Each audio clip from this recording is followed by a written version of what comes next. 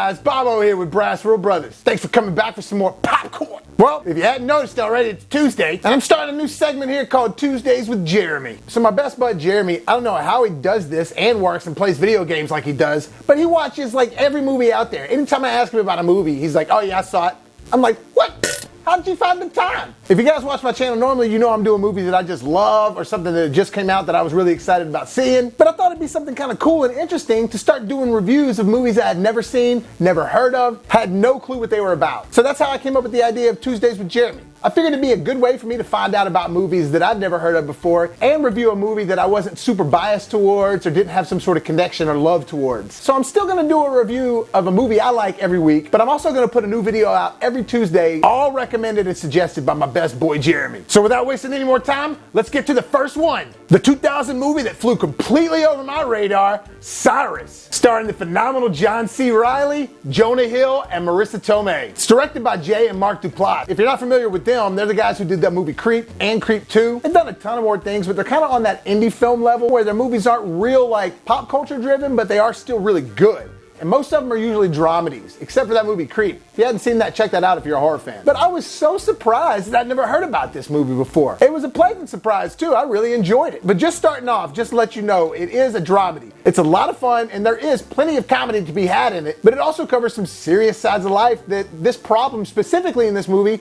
is a common problem for people trying to get in relationships. So right off, I'm just gonna tell you the premise. It's based on John C. Reilly's character. He's going through a divorce, but it's been ongoing for years. Like he just can't get over it. But he's still friends with his ex-wife, and he's friends with her fiance, which is kind of strange. You just have to see it to kind of understand the dynamic of it. But it's all starting out based on him not being able to get back on his feet, emotionally and just with life in general. But he ends up meeting Marissa Tomei's character, which, man, I love her. She's great in everything she's in. It doesn't hurt that I've always had a major crush on her, but she really is a great actress. So their characters meet, and it's like, oh, it gets this new lease on life. He's starting to actually have some fun with life, and it's feeling nice and heartfelt. There's some jokes here and there, but even as a guy, you're not feeling like this is a romance movie, it's just more of a drama. And you're starting to kind of feel like you're getting to know these characters pretty well. And then we get to see what the movie's truly about. Hey guys.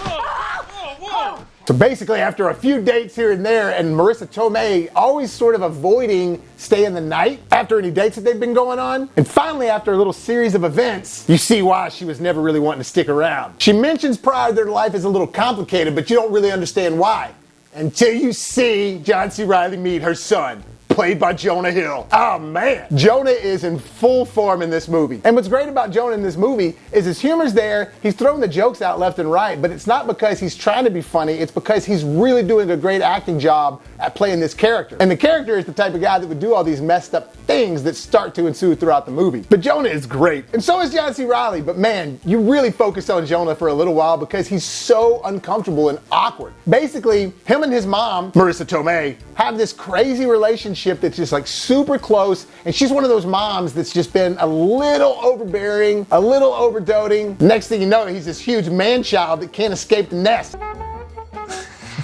Night, John. Actually, your mom's in the shop.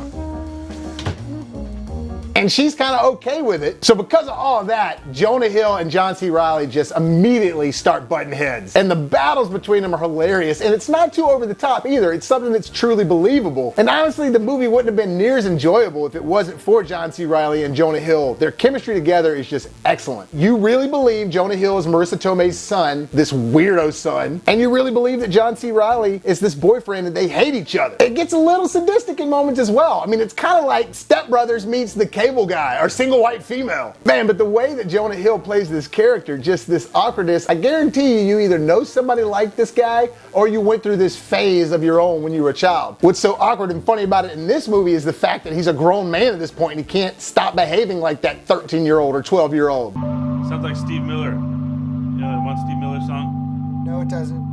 Jay and Mark Duplass do a great job at blending the humor with the drama in this movie, because at moments you're really like cracking up laughing in sort of a like knocked up or 40-year-old virgin style where it's a little cynical, but then there's moments to where you're really getting emotional and connecting to these characters on a really deep level. And there turns out to be a pretty good moral to it by the end of it as well. You actually walk away from this movie learning something. To me, that's always a big bonus, and that's also one of the ways a movie can stick with you, in my opinion, is if it teaches you something or makes you feel on an emotional level. But overall, I say it was a great great movie. I really enjoyed it, and like I said, I knew nothing about it. There are some moments in the middle where it kind of shifts in tone a little and it kind of doesn't know whether it's trying to be funny or dramatic. That's how these indie dramedies tend to be anyways. And honestly, some of my friends like Andre, he likes those moments in the movie, so maybe that's just me. Overall, I give it an A. The acting's great in it. It's got a great storyline. You truly get wrapped up into the characters. It's written and directed very well. You know, I can see why it was under the radar, but I can't see why it was that far under the radar, especially including the 3 famous people that are in it. Anyways, if you hadn't seen it, check it out. Cyrus. That'll do it for this episode, guys. Thank you so much for tuning in for some more popcorn. I'm gonna start doing these videos every Tuesday, so just be on the lookout for those. And I still have my videos every weekend that I'm putting out. Right now, I'm finishing up the top 15 chick flicks that dudes will never admit they like. So hit that like button if you enjoyed the video, guys. Look for BrassReel Brothers on Facebook. Look for Bobby Williams on Facebook. You can find me on Twitter, BrassReel Bobby at BrassReel. And if you haven't done so already, hit that subscribe button so you can help us make it to the top.